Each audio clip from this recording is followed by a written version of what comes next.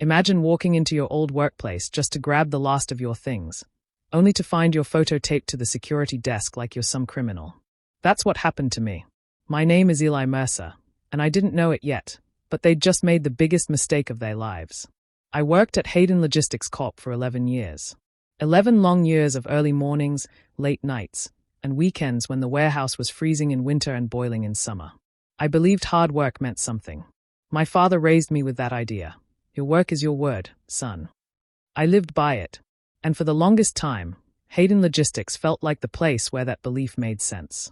The halls were always busy, people laughing on their lunch breaks, coffee brewing in every corner. It felt like a second home. Everyone knew I took pride in what I did. I wasn't flashy, I didn't play office politics, but people trusted me. And I trusted them. I honestly thought we were all building something together. I thought loyalty mattered. Turns out, loyalty only counts until someone sees a chance to step on you to climb higher. The two people I trusted most were the ones who would hurt me most. Grant Lowell, the CEO, walked around like a friendly uncle, big smile, warm handshake, always calling me kiddo even though I was nearly 40. And Sabrina Coyle, the COO, sharp as a blade but fair, or so I believed. She once stood beside me during a tough warehouse expansion and told me I had a future in upper leadership. I held on to that for years, like a child clutching a promised gift. Through everything, my fiancée Marissa was by my side.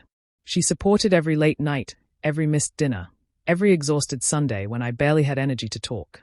She'd smile and say, "One day it'll all pay off, Eli." I believed her, and I believed Hayden. But something changed in the last few months. The office didn't feel warm anymore. People talked in low voices. Some stopped making eye contact. Meetings were held behind closed doors. Little things, but they added up. I'd walk into the break room and conversations would cut off like someone hit a mute button. Something was off, and everyone felt it, even if no one dared say it out loud. Then I noticed the invoices. At first it was just a few numbers that didn't match. Shipping fees suddenly triple what they used to be. A vendor I'd never heard of getting paid huge sums. I told myself it was none of my business. Accounting wasn't my department. But the unease in my gut sat there, heavy as a brick. You don't stay somewhere for over a decade without learning when something smells wrong. Still, I kept quiet. I trusted the company. I trusted the people running it. I thought if something truly bad was happening, someone higher up would fix it. I didn't know then that I was already being watched, already marked. I didn't know I was about to walk into the kind of betrayal that changes a person forever. The morning it happened felt normal. Too normal, actually. I woke up early, shaved, ironed my shirt like I always did. Marissa handed me my coffee and kissed me on the cheek before rushing off to her shift. We talked about dinner plans. Nothing felt wrong. Nothing warned me. I drove to work like I had hundreds of times before. Same route, same parking spot, same slow walk past the warehouse doors.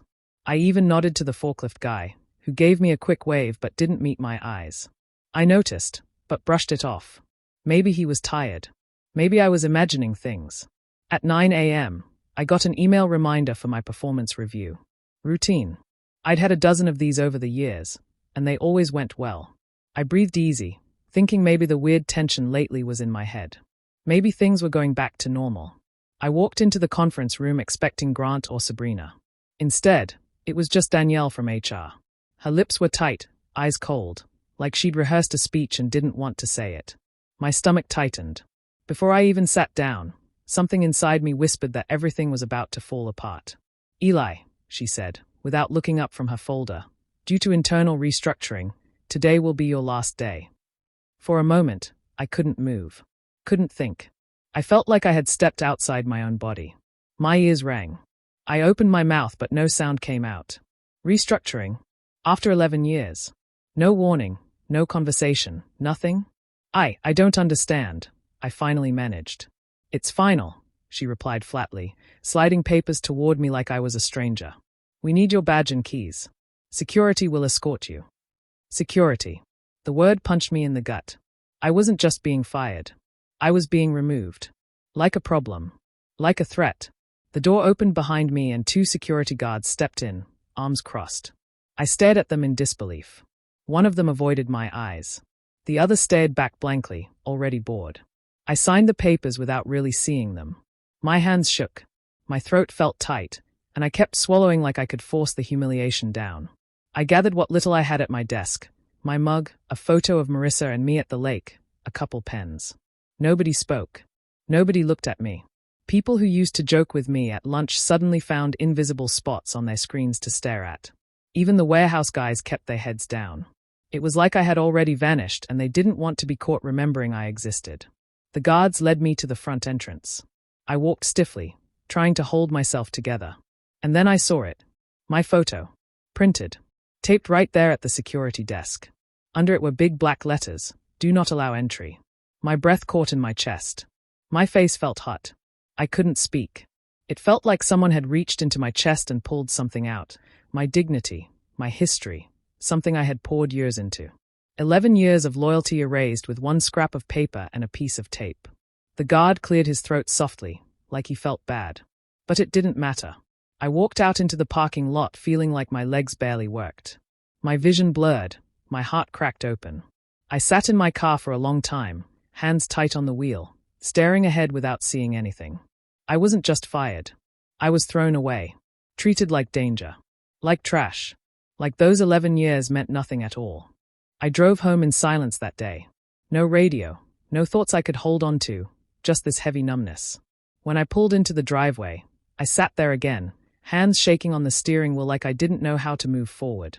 11 years of routine, gone in one morning.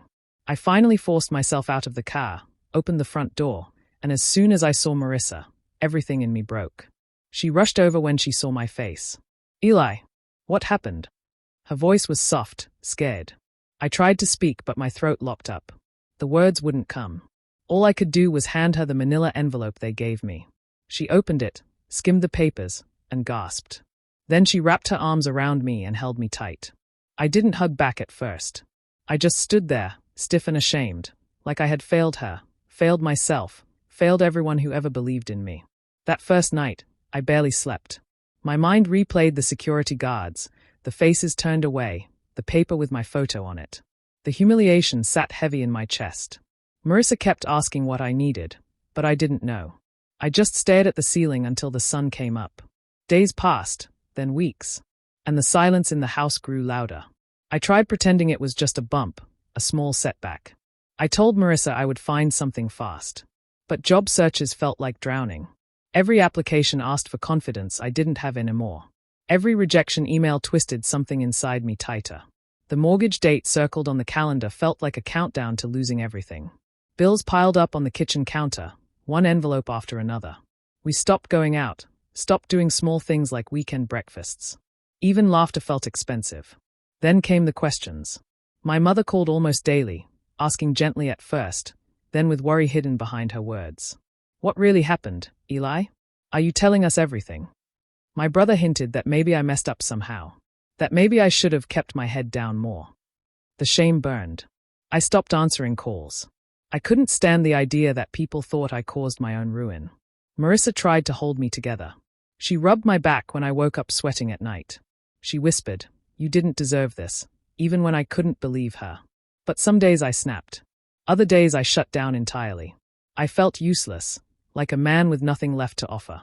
Depression didn't come crashing in all at once. It seeped in slowly, like water leaking under a door, filling every part of me until breathing felt like work. But through the fog of self-doubt, one thought kept stabbing at me. Those invoices. Those odd vendor names. Those inflated numbers. I remembered the nervous glances in the halls, the hushed voices. And then I wondered, what if they didn't fire me because I was worthless? What if they fired me because I saw something I wasn't supposed to? That question buried itself inside me and refused to leave. Even when I wanted to forget everything about that place, it stayed. Maybe they weren't discarding me. Maybe they were protecting themselves. And maybe, just maybe, I wasn't the problem at all. One night, long after Marissa had gone to bed, I sat alone at the kitchen table with a cup of cold coffee and a knot in my stomach. The house was dark except for the small lamp over the counter. I stared at my laptop for a long time before opening it. I didn't know what I expected to find, but something inside me pushed me to dig. I needed answers. I needed to know if my life had really fallen apart for nothing, or if there was a reason behind it. I went into old folders, things I had saved over the years just because I liked being organized. A few spreadsheets, some email chains, copies of shipping logs. Nothing that should have meant anything. But as I scrolled, something familiar jumped out, one of those vendor names I didn't recognize from months back. I opened the spreadsheet and stared at the numbers. Freight charges triple the usual rate. Payment dates that didn't match shipment dates. Vendor addresses that didn't look real. I checked another file. Then another. And the pattern was there again and again. Money going to companies that didn't exist. Freight fees that had no reason to be that high. It wasn't sloppy accounting. It was too clean, too structured. Someone had set this up carefully. My heart started pounding. I rubbed my eyes, thinking maybe I was seeing things wrong. But no. The more I looked, the clearer it became. This wasn't a mistake. It was planned. Someone was funneling money out through fake vendors, what people call ghost vendors. The totals weren't small either. Over time, it added up to millions. Not thousands. Millions. I leaned back in my chair, feeling dizzy. I tried to think of who had access to this level of finances. Not middle management. Not warehouse supervisors. Only the top. Only Grant and Sabrina. The people I once respected. The people who smiled and shook hands and talked about teamwork like it was a sacred thing. They weren't leaders. They were thieves, stealing from investors, from the company, from every honest person working late nights believing they were building something real. A cold realization washed over me. They hadn't fired me because they didn't need me. They hadn't fired me because of budget cuts. They fired me because I had seen the loose threads without knowing it. I had gotten too close. And instead of letting me pull at those threads, they cut me out before I could unravel anything. All at once, the humiliation I'd been drowning in twisted into something else. Anger. Betrayal so sharp it felt physical. My voice came out as a whisper, shaky but sure. They ruined my life to save themselves. I sat there in silence, the weight of what I had discovered pressing against me. I finally knew the truth. And now that I knew it, there was no going back. They thought firing me would keep me quiet. They thought shame would bury me. But they forgot one thing. I wasn't done yet. Once I understood what was happening, I knew I couldn't sit quietly. I wasn't built that way. I kept seeing those fake invoices in my head, and every time, the same thought hit me. They destroyed my life to hide their crime. I wasn't going to let that stand. But I also knew I had to be careful. I wasn't some lawyer or investigator. I needed someone who understood the company, someone I could trust. That's when I thought of Thomas Redding. Thomas wasn't just a board advisor. He was someone who once told me that integrity mattered more than power. He was older, calm, the kind of man who remembered people's birthdays and brought donuts to the office on Fridays. He was one of the few higher-ups who treated warehouse workers the same as managers. I believed if anyone would listen, it would be him. I emailed him saying I needed to talk, nothing detailed, just that it was important. He replied within an hour, saying we could meet at a quiet cafe outside the city. I felt a small spark of hope reading that email. Maybe everything wasn't lost. Maybe there were still good people in that company. When I arrived, Thomas was already seated, stirring his tea like he always did. He stood up, shook my hand, and asked how I was holding up. His voice sounded gentle, worried even. For the first time in weeks, I felt a bit of relief. I thought, finally, someone sees me. Someone cares. I didn't waste time. I opened my laptop and showed him the files. I explained what I found, how the vendors weren't real, how the freight charges didn't make sense. I watched his face as he scrolled. At first, he looked confused. Then serious. Then almost pale. He asked a few questions, quiet and controlled. Finally he sighed and closed the laptop softly. "This is serious, Eli," he said. "Let me handle it from here. I'll take this to the right people." I thanked him more than once. As I left the cafe, I felt something I hadn't felt since losing my job: hope. I walked to my car breathing easier, like maybe justice wasn't just a word. Like maybe everything I went through would mean something. But 3 days later, everything shattered again. A thick envelope arrived in the mail, stamped with the company's law firm address. Inside was a letter accusing me of unauthorized possession of company property and data theft. They threatened legal action. They said they could pursue criminal charges. They demanded all files be returned immediately and warned me against spreading misinformation. My hands shook as I read the words. Data theft. Criminal charges. They were trying to scare me into silence, again. And then it hit me like a punch in the chest. Thomas must have told them. He didn't help me. He didn't protect me. He ran straight to the people stealing millions and warned them I knew. My throat felt tight, and my vision blurred. It was one thing for strangers to turn their backs on me. But Thomas, the man who talked about ethics in staff meetings, the one I trusted enough to go to for help, that betrayal cut deeper than getting fired. It told me something I didn't want to believe. They weren't just protecting themselves. They were protecting each other. A family, just not mine. And in that moment, sitting on my living room floor with that letter in my hands, I made myself a quiet promise. If they wanted a fight, they were going to get one. I wasn't going to be their victim anymore. I wasn't staying silent. Not now. Not ever again. The night after that legal letter arrived, everything inside me finally cracked. I couldn't breathe right. My chest felt tight, like someone was pressing down on me with both hands. My fingers tingled, my vision blurred, and my heart raced so fast it scared me.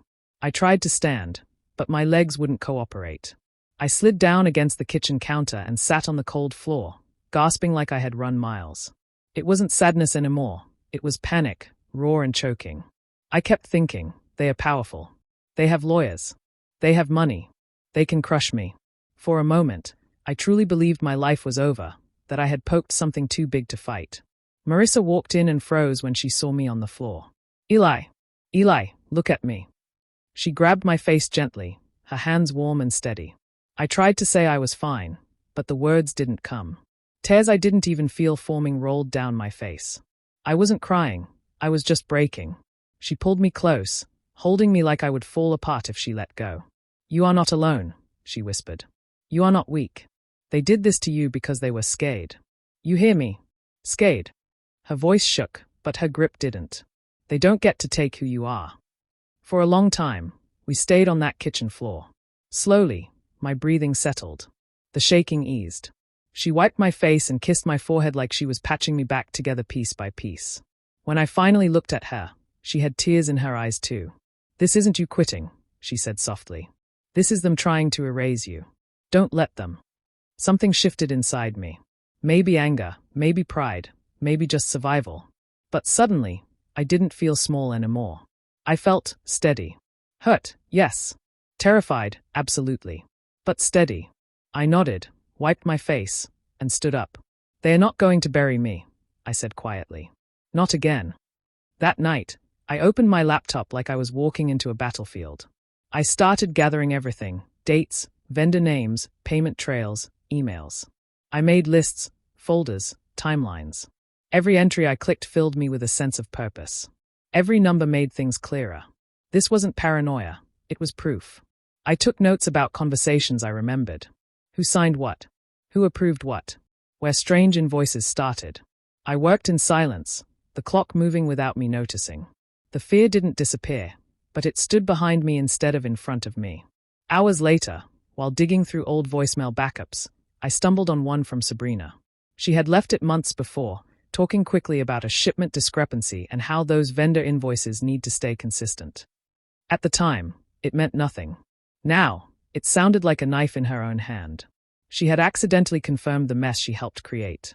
I saved the file twice. Then again. My hands still shook sometimes, but this time it wasn't from panic. It was from a quiet fire building inside me. They thought I would stay down. They thought fear would silence me. But that night, I found something stronger than fear, the part of me they couldn't break. I wasn't done. Not even close. I didn't want to call attention to myself. I had seen how fast the company moved to silence anyone who looked too close. So I found a way to reach out without leaving a trail. I used a burner email and an old public computer at the library 2 towns over. I wrote a clear, short message and attached a few sample files, enough to make someone look twice, not enough to blow everything open. Then I hit send and waited, my stomach tight.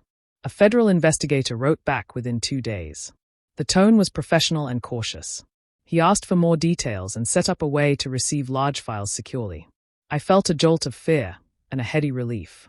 For the first time since that morning at the security desk, I felt like I might not be alone in this. I started sending everything I had, organized and labeled. I typed timelines so the story would be easy to follow. I exported spreadsheets and redacted names that weren't important. I included the voicemail from Sabrina and flagged the transactions that looked manufactured. I made sure every file had dates and paths so someone could trace where the money flowed. I wrote notes about conversations I remembered and pointed out who signed approvals. I kept the emails short and factual. No anger. No dramatics. I wanted them to listen, not dismiss me as an upset former worker. The replies came slowly at first, then faster. The investigator told me they were reviewing materials. 2 weeks later, I received a message asking for a phone call. They used a secure line. I spoke carefully, giving facts and staying calm. They asked specific questions I hadn't thought to answer before, like who had access to certain accounts and which managers had approval authority. I answered truthfully and tried not to sound like a man desperate for validation. After that call, there was a silence that felt different from the earlier quiet. It felt like a waiting room before something important. The investigator wrote back that they were surprised by the scale, and that what I'd uncovered was bigger than a single department. They said the patterns looked like deliberate fraud and that federal agents had tools and reach the company couldn't counter easily. I sat back and let the words sink in. Big. Deliberate. Tools they couldn't counter. They asked me to stay out of the spotlight and not to contact anyone at Hayden. They told me not to share the evidence with friends or family, and to let them run the operation quietly. They explained, in plain words, that sudden moves could tip off the people involved and destroy the case. It was cold and logical but necessary. I felt a small disappointment, a wish to scream, to show Sabrina and Grant the damage they had done. But I understood. I promised to keep my mouth shut and to follow their instructions. That promise felt like a strange kind of power. I had been stripped of a job and dignity, but now I held something that mattered to people with real authority. I was a small gear in a much larger machine, and if I played my part, maybe the machine would crush what needed crushing. For the first time in months, hope arrived. It was quiet, careful hope, but real. I still woke at night thinking about the old security desk and the photo taped there. But now, instead of feeling trapped by shame, I felt useful in a way that wasn't tied to a badge or a title. I wasn't just a fired employee anymore. I was someone who could help set things right, slowly, quietly, and for keeps. It didn't happen fast. Movies make justice look quick, but real life is slower, heavier. Weeks turned into months. I tried to live normally, or at least pretend. I applied for jobs, cooked when I could, sat with Marissa in quiet evenings where nothing needed to be said. Some mornings I woke up afraid the whole thing was in my head, that no one would ever believe me, that I had risked everything for nothing. But every few weeks, I got a short message from the investigator, simple updates, calm wording, but each one told me they were still moving, still digging. Then one Tuesday morning, everything cracked open. My phone buzzed nonstop. I didn't recognize the numbers at first, so I ignored them. But when I saw the name Nathan Vickers, a coworker who had always been straight with me, I picked up. His voice was breathless, like he'd run across the parking lot. Eli, they are here. Federal agents. Everywhere. I sat up straight. What do you mean? They raided the headquarters. Trucks, agents, the whole thing. They pulled Grant and Sabrina out in handcuffs. Handcuffs, Eli. People are crying. Nobody knows what's going on. I didn't say a word for a moment. Just held the phone to my ear and listened to the chaos in the background. Doors slamming, voices shouting, footsteps rushing. It sounded like the walls of that place were finally giving way. Nathan lowered his voice. They said it's fraud. Embezzlement. Millions. They keep mentioning ongoing federal investigation. And, rumor is a whistleblower tipped them off. They are saying whoever it was saved the company from total collapse. He paused. Was it you? My throat tightened. My mind raced. I wanted to tell him everything, but I remembered the investigator's warning. So I breathed once, slow and steady. I can't talk about it, I said quietly. Nathan didn't press. He just whispered. Whoever did it, they did the right thing. When I hung up, I just sat there staring at nothing. My hands felt light, almost shaky. Marissa walked into the room, and I didn't need to explain. She saw my face and knew. She grabbed my hands and held them tight, eyes shining, but neither of us spoke. It felt unreal, like I was still waiting to wake up on that kitchen floor breathing like I was drowning. Later that day, the headlines came. Logistics executives arrested in multimillion-dollar fraud scheme.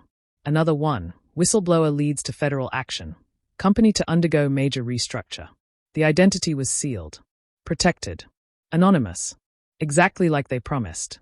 I sat at the table with the newspaper in front of me, The same table where I once trembled and broke apart. I wasn't in the photo. I wasn't quoted. I wasn't named. But it didn't matter. I knew. Marissa knew. And somewhere inside those office walls, in the place that once treated me like I didn't exist, someone had to be thinking about me. Employees were panicked at first, but within a week, the news settled. The company wouldn't be shut down. It would be rebuilt under new oversight. Jobs would be saved.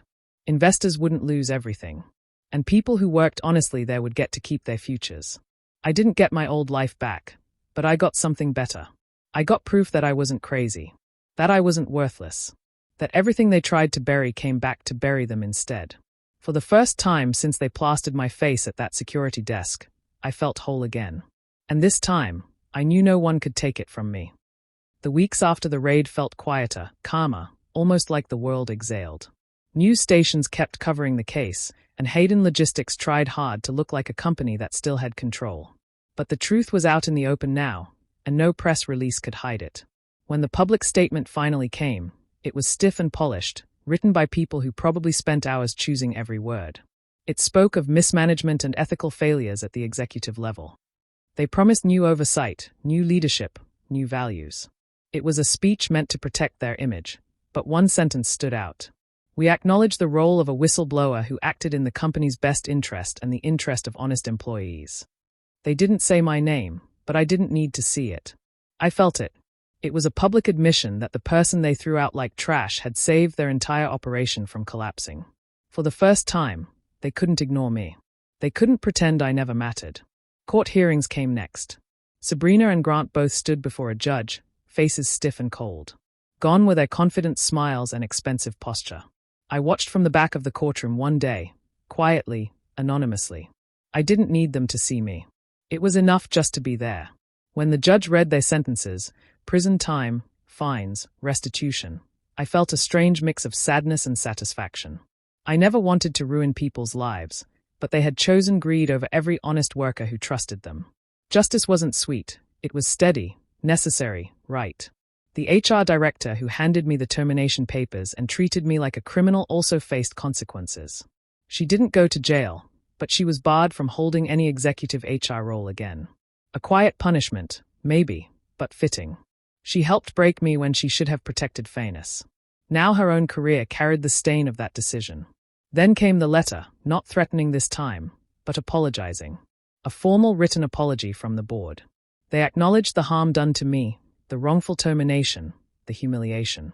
They offered a settlement, money, benefits, even an invitation to return in a high-level position once restructuring finished. It was supposed to be a gesture of respect. Maybe even an attempt to fix what they shattered. I read the letter slowly. Marissa stood behind me, her hand resting lightly on my shoulder. When I finished, I folded it carefully and set it aside. I didn't need revenge anymore. I didn't need a title, or a salary, or to walk back into that building with my head held high. I already won where it mattered, inside myself. I got my dignity back, not from them, but from refusing to stay quiet, refusing to break. So I wrote a short reply. No anger, no emotion, just truth. Thank you for the apology and the settlement. I accept the resolution, but I will not be returning to the company. My future is not there anymore. When I hit send, I felt something settle inside me, a peace I hadn't felt in a long time. I had been erased and then written back into my own story, not by them, but by my own strength. I didn't walk through their doors again. I walked forward, away from them, head up, finally free. After everything settled, life didn't snap back into place overnight. I had to rebuild myself piece by piece, but this time I did it on my own terms. Instead of chasing another corporate title or trying to fit into someone else's world again, I decided to build my own. I registered a small logistics consulting business using the same knowledge I gave that company for more than a decade. At first, it felt strange sitting at a folding table in our spare room, laptop open, business license taped to the wall. There was no big office, no staff, no polished lobby. Just me, a cup of coffee, and quiet determination. But that quiet felt honest. It felt like my life, not something handed to me and taken away at someone's convenience. Marissa and I made choices with care, not fear. We found a modest home outside the city, nothing huge, but it felt right. It had sunlight in the kitchen and a little patch of grass where she planted herbs. For the first time in months, mornings felt peaceful. We ate breakfast without rushing. We breathed without weight sitting on our chests. The house wasn't fancy, but every part of it whispered, "You earned this." Clients started coming in slowly. Some from referrals, others from people who once worked at Hayden and remembered the calm way I handled crises, the way I treated people like partners, not tools. Before long, emails appeared from old co-workers asking if I had space for them. They wanted to work somewhere where honesty mattered, where no one had to look over their shoulder, where integrity wasn't a slogan taped to a break room wall. It humbled me. The same people who once watched me walk out in shame now trusted me with their futures. I hired carefully, one person at a time, building a team that felt like real teamwork, not forced loyalty. I didn't demand trust, I earned it. That difference mattered more than I ever understood before. Sometimes I still thought about the moment I saw my photo taped to the security desk, like I was dangerous, like I was the threat. I remembered the cold looks, the way silence followed me down the hallway that last day. Back then, I thought that piece of paper meant I was finished. But standing in my own office months later, a real office this time, small but alive with purpose, I knew better. They didn't erase me. They revealed me. They showed me the strength I never realized I had, the values I refused to surrender, the line I would never let anyone push me across. They thought loyalty made me weak. They thought fear would keep me quiet. They thought throwing me out would end my story. They were wrong. Because the moment they treated loyalty like a threat, they created their own downfall. I never set out to destroy them. I didn't chase revenge. I simply refused to stay broken. And sometimes, that is the strongest revenge of all, standing tall in the life they never believed you could build.